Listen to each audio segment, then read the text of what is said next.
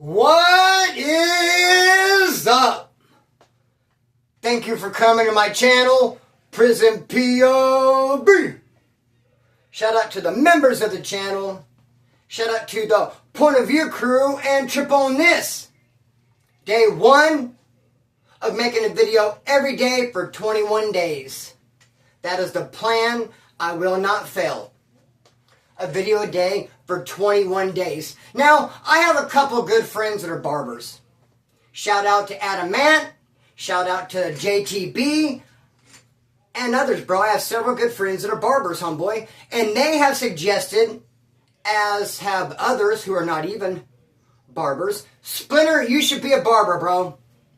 You'd make a great barber. You should go to barber school. I can just see you doing it. You should check it out. You should be a barber. But you know what? That would be the worst job for me, by far. I would not be a good barber, brother. And the reason being, the way I am, the way I operate, the way I carry on, homeboy. If I cut somebody's hair, I cut their hair, it'd be done. It'd be a great haircut. I'd stand back and be like, well, what about that hair, though? And I'd go back in, well, what about that one? And then it'd be done. And I wouldn't stop. I'd just keep going and going and just dickling away at it. What about this? What about this? Next you know, they'd be bald. I say all that to say this, dude, that this video was ready last night. The first video, day 1 of every day doing a video for 21 days. Should have started yesterday with this video, but it was done too late. I'm going to do a video every day, yes, dude, but I cannot be releasing them like 8, 9, 10 o'clock at night. That defeats the purpose. So last night, this video would not have been ready till like 9 o'clock had I uploaded. Got a late start. So I thought, you know what, I'll do it this morning. And I got up this morning, ready to upload it, decided to watch it, and didn't like it, dude. I'm like, what about that hair? What about this hair? I need to redo it. And I redid it, brother. And there's really nothing wrong with the other one, other than just being a straight up OCD perfectionist. But there's nothing wrong with that, because, dude, I want to give you guys the best. And yeah, if I give you a haircut and there's one little hair out of place, I'm going to cut it. And yes, if I'm going to upload a video and I watch it and I see some error and faults in it, then I'm going to fix it, brother. Even if it means do it all over again. So here we are, day 1 of video every day for 21 days. Now, this video is 3 people who I hated in prison, bro. And I hate to say it like that. Especially on the Lord's Day. This is Sunday, homeboy, and you know it's the Lord's Day. Every day is the Lord's Day. But you shouldn't be hating anybody. And I wouldn't say I necessarily hate them anymore. In fact, I don't. But back in the day, I hated them, bro. These 3 dudes I hated. They've since been forgiven.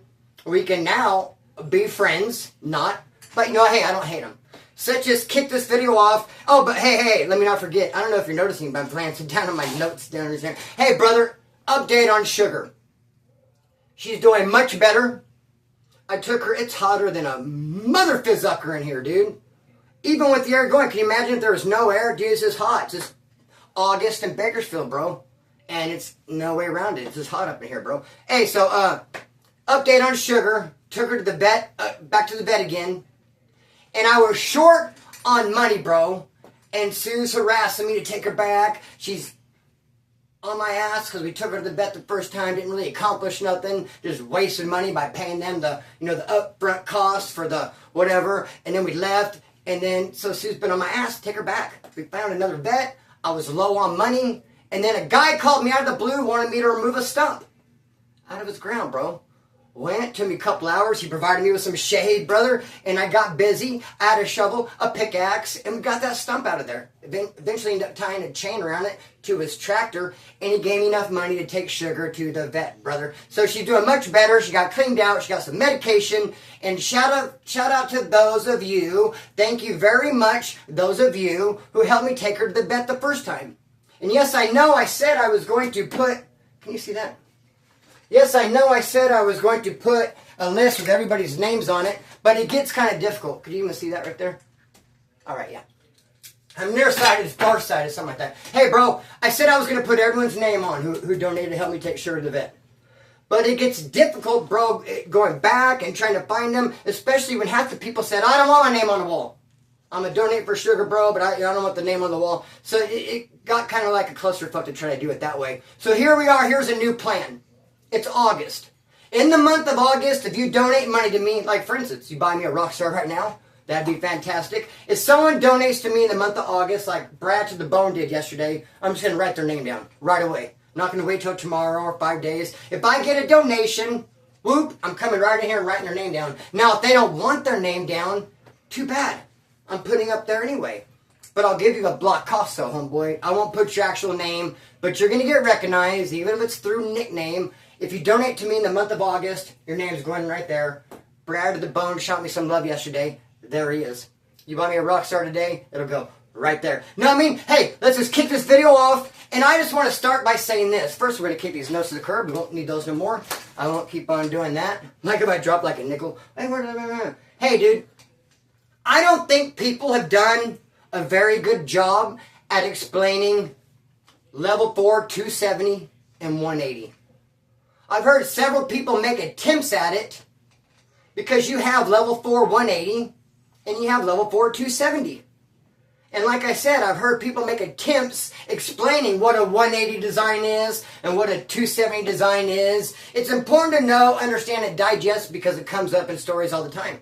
You'll say this guy went to level 4, 180, you know, it's a 270. Here's what it is in a nutshell, very simply put, dude. Very simply put.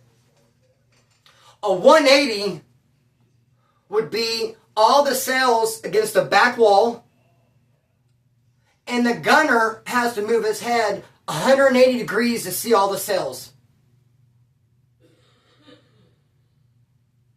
That's all the gunner has to do is move his head 180 degrees to see all the cells that are in front of him on the back wall. 180. The gunner's moving his head 180 degrees to see all the cells. That's it.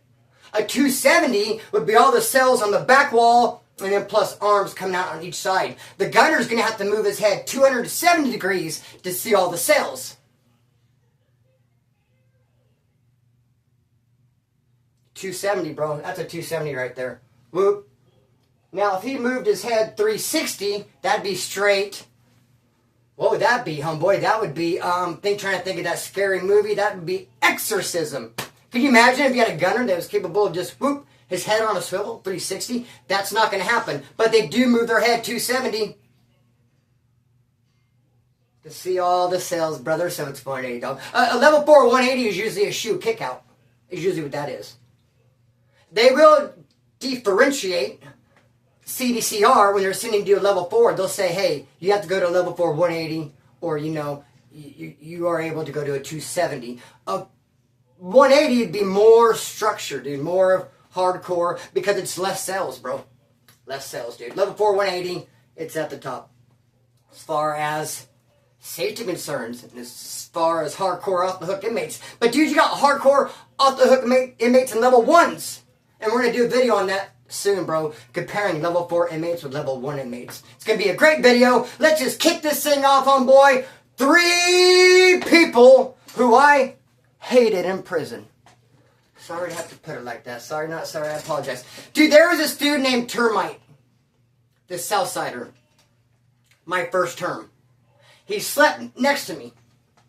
And the thing about this guy, I'm going to say about him, is something you never hear me say about anybody. This dude was racist, bro. I'm going to go ahead and say Termite was a racist dude. He didn't like Woods. Or he didn't like me. Let's put it that way, bro. Termite did not like me, bro. And he was not afraid to let that show. He let it all hang out, bro. And now there's something that I never even thought about until I was putting this story together. Something I never even considered about Termite not liking me. Now, he had a bunkie. His bunkie was Greg. And I knew him, bro. I was a first-termer. Greg was also a first-termer. I knew Greg, the Southsider from county jail, and I didn't like his ass either.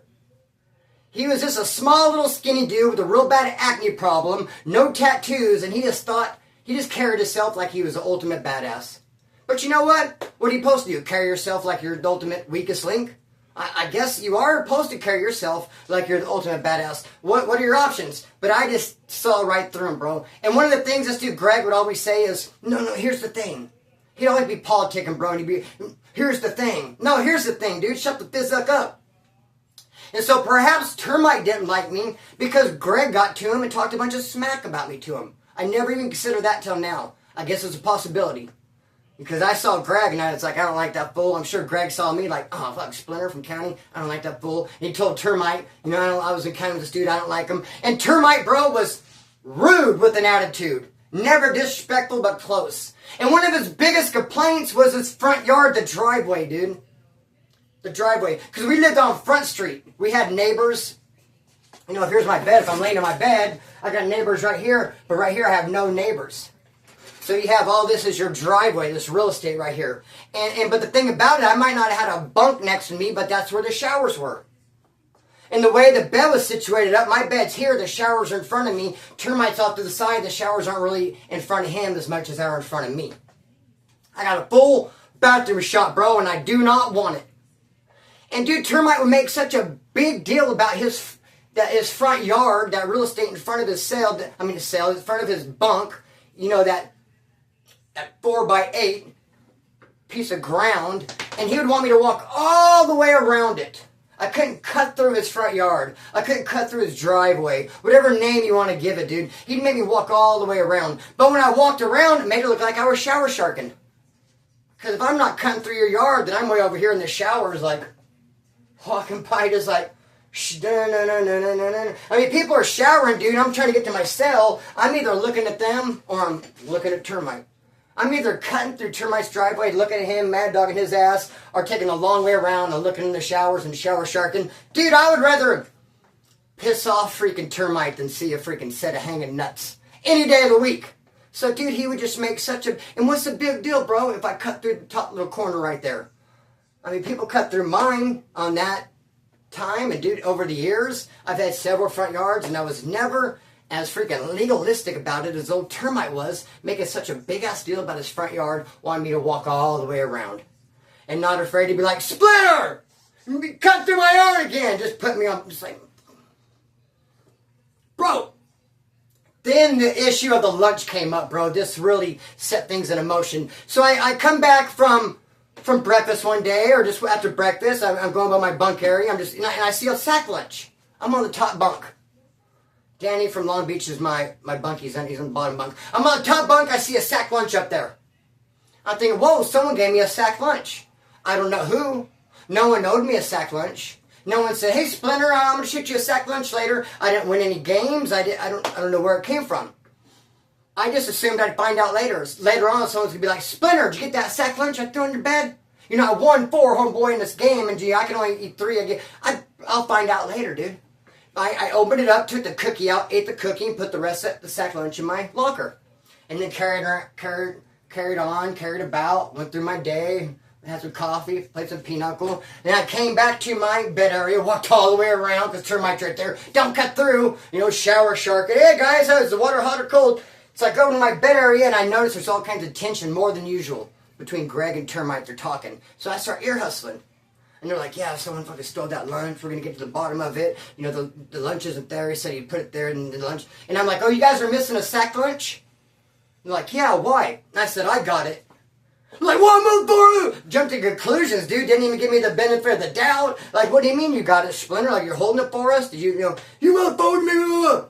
And I said, dude, I found a sack lunch on my bed today that I didn't have coming.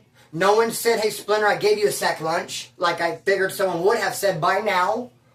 A sack lunch was on my bed today, dude, and I got it and ate it, man. If it was yours, dude, you know, Splinter shouldn't have been on my bed. Whoa, you just grabbed it? Didn't you ask anybody? What am I going to ask? Excuse me?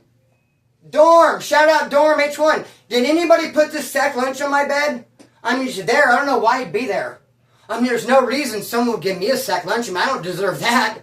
A whole sack lunch? Someone's going to actually give me some bologna? This must be a mistake. Hello, someone actually left their sack lunch in my bed. I mean, it can't be for me. Not a whole sack lunch. No, I didn't ask. No, I didn't shout out. I kept it. Thought someone gave it to me. Not making a big-ass deal about an old punk state-issue sandwich, dude. Dude, Termite and Greg just freaking pumped that thing up, made it the biggest deal possible. Had the junta, the whole 9. Then they got the dude involved who actually brought Greg the sack lunch. Greg won it in a game. dude actually put on my bunk for just a tad. For like a split second, they started to explore the possibility of, well, what if Splinter actually came and took it off Greg's bed? What if Splinter stole it after all? Dude, as soon as they start going that direction, bro, I bumped it up a notch or two. It was like, what the fuck you mean? Now you guys gonna accuse me of being a thief? And I went up to the dude and I was like, dude, you better, you put that on my bed, bro. I told the guy who brought the lunch to Greg, you better right now say with a loud voice that you made the mistake and put that. Don't even try playing me and act like I took it off and I stole it. I'm not gonna steal a freaking punk ass. Well, I'm not gonna steal anything. I wouldn't steal gold Rolex, homeboy, and I'm not gonna steal baloney, especially from Greg and Termite. People will have problems with every day. I'm really gonna create more problems, dude. I'm really gonna steal, not Charlie Holmes. You know, fuck you guys, dude. So it was a big deal. Dude, at the end of the day, they're like, I owed a sack lunch. I don't know nothing. Your mistake. That dude owes you. The guy who put the sack lunch in my bed, Greg, that owes you a sack lunch, check out, he owes you another one. You never got paid. That's how I look at it. He still owes you. Because he gave it to me. And I'm not coming up short tomorrow, dude. Your mistake. You know, finders, keepers, losers, sweepers. Possession is 90% of the law. I could keep going. But finally, dude, I kept my Transpac bag. And I'm just so happy to go to Central Valley MCCF to get the fizzuck away from Termite and Greg in their freaking front yard, that 5x8 piece of real estate that they just love so much, homeboy, and get away from the fucking showers, bro. I hated it. At 5 a.m. every morning, people go in there and shave their head, and it's like,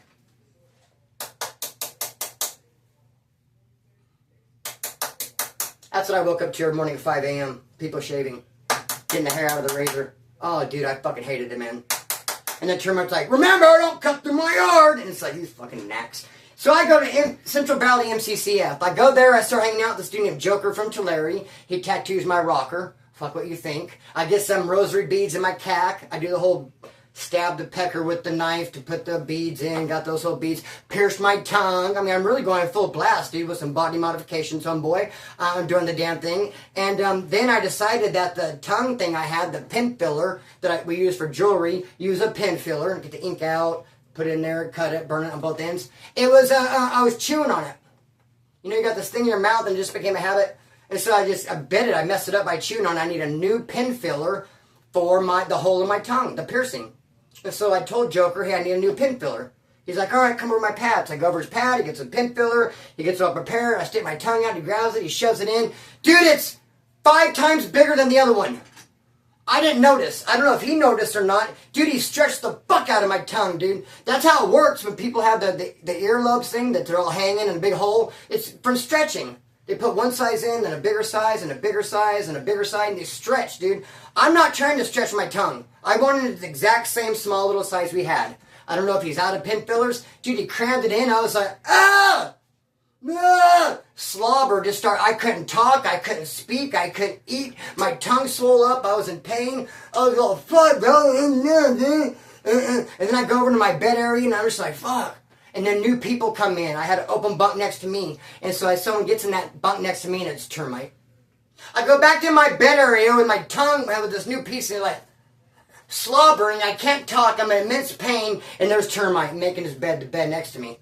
And I was like, fuck, what's up, Termite? Oh, dude, there's no fun in there. Like, oh, what's up, Splinter? How you doing, bro? We're not gonna be having the same problems we had at Wasco, are we? Oh, man, tell me to do it. I feel fucking. So, dude, it was just the ultimate worst, bro. That's the last person I wanted to see, and that's on the last day I wanted to see him with my tongue all having its issues, bro. Now I'm in Arizona, and I come across this skinhead from RSSH. And bro, I can't fucking stand him. Not even a little. Dude, and I know a lot of dudes from RSSH, Riverside Skinheads, dude. Bern Chandler, rest in peace, is a great friend of mine. I know a lot of dudes from RSSH. I could not stand this dude, bro. Now, there's a thing that exists in prison. If there's a guy who's at a level 4 and he drops points and goes to a level 3, a lot of times that dude will go into that level 3 acting like he's just bad. I mean, bro. Bad to the bone. Not Brad to the bone, who's a cool dude. But he'll come in acting bad to the bone, hard as nails, because, hey, he's a level 4. He's level 4, bro. These are all level 3s. You know, true, my points dropped. I'm amongst you guys now, but actually I'm level 4, bro. So a lot of times, it can happen if a dude from level 3 drops points to level 2. Shows up that level 2, you're acting all hard. I'm from level 3. So he always walked around all hard, acting like he was a level 4 killer, bro. Who just happens to get his points dropped, dude. Not only that, skinheads will act like there was a stage. We went through a thing where skinheads started acting like they were better than woods. That's where the whole saying, just a wood, came from. That popped out like in the mid-2000s. People start saying, oh, he's not a skin, he's just a wood. And I've seen many a fight over that sentence. Oh, he's just a wood. And that was his attitude. Oh, I'm a level 4 killer amongst level 3s. Oh, what? You're just a wood? So he thought he was better. I'm hot as fuck. Damn it. He thought he was better because he was a skinhead. He thought he was better than his level 4 dude. And I just did not fucking like him at all, bro.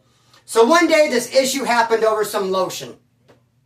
The skinheads had a kitty. I didn't even know they had a kitty, dude. You don't even really need a kitty on mainline.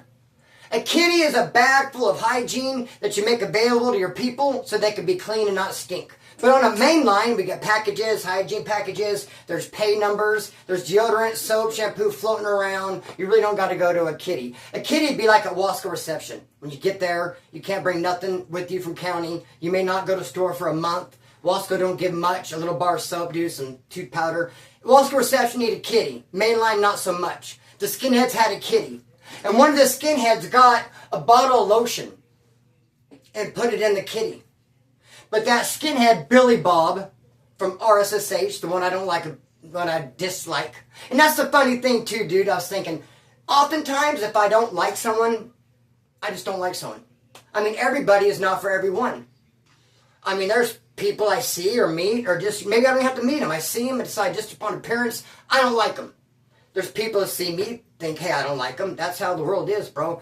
But never, hardly, rarely, not much, it doesn't usually turn into a dislike. Full-blown, like, no, I'm against you. It's like, oh, I don't like them, but it doesn't mean I dislike them. No, Billy Bob, I didn't like him, and it was full blast, carried over into dislike. Carried over into straight out, bro, I'm against you. I didn't like his fucking ass. So the skinheads had this bottle of lotion that came from a package, some skinhead put in there, and it was missing, bro. Billy Bob took it out of the kitty and replaced it with another bottle of lotion. And the skinheads were talking about it. They were mad. They were clowning him like, you're a scandalous motherfucker, bro, for doing that. And he's like, no, I just wanted the bottle. I just wanted the bottle. He said, I saw that lotion in there, so I took it out, and I poured the lotion that was out in it into a different bottle because I just wanted to keep the bottle. I just took the bottle out of the lotion. I took the bottle out of the kitty, and it's still the lotion. He was like pleading his case, like, no, you guys got me all wrong. And I was listening to it, and I was like, dude, what the fuck ever, man? You think we're dumb. You think everybody are dumb. That's the lamest thing I ever heard. What do you want with that fucking lotion? And he's like, it ain't none of your business. You're just a wood. Oh, and he said that, and I was like, let's go to my cell, but let's handle it. And I start walking to my cell, bro, and I took my shirt off. Only so my shirt would not get damaged. Dude, now if I fight in a fight, if I get in a fight, I'm taking my shirt off so it doesn't get pulled over my head. And I get my ass beat because I have no vision. Like last year when I got in a fight with my drunk coworker. That fool cheap shot at me, tackled me into a car. When I was trying to get my bearings, Splinter Chuck, he pulled my shirt over my head, dude. Whipped my ass, some boy. I'll admit it. And so, dude, take your shirt off if you're going to fight. If not, in above your head. So I took my shirt off to fight that dude, but only so my shirt wouldn't get damaged. As it turns out, I really didn't need to, bro. So we go in my cell. I'm not even sure if he's going to come in there. And he's a big 6'6", 300-pound, uncomfortable, awkward-built motherfucker, bro. So I go in my cell. I got my shirt off. I'm waiting for him. We're going to chuck him. He comes in there, and he sits down on his ass, and he hits me in the balls, dude. Hits me in the balls, man. With an open hand. It felt like a swipe. It felt like a cock check, homeboy. It hurt is what it felt like, dude. It hurt, bro. One of the most painful things. It was right up there with getting my finger cut off. When that fool sat on his ass and punched me in the balls, like with full power, full force, whatever he did, a slap, a cock check, dude, it hurt. I couldn't even speak. All I could do, doubled over. That's the only time I've ever been hit my nuts that bad, dude. And bro, it freaking hurt.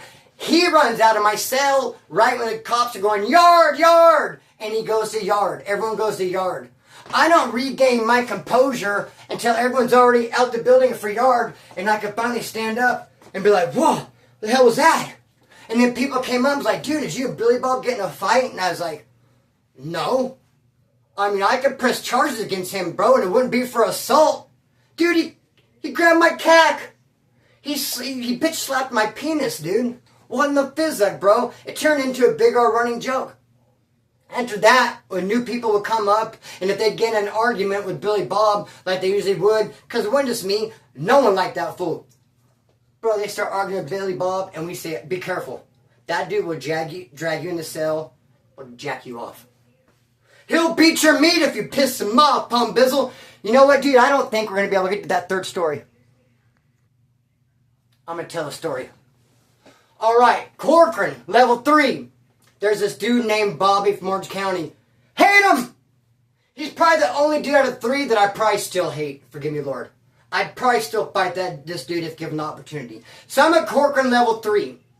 The dude who had the keys of the yard got snatched up and sent to the hole. Word was, they put this dude Bobby from Orange County to have the keys to Corcoran level 3, only pending that dude coming back from the hole. Once he came back from the hole, he's going to get his yard back. Bobby's just holding it till he comes back.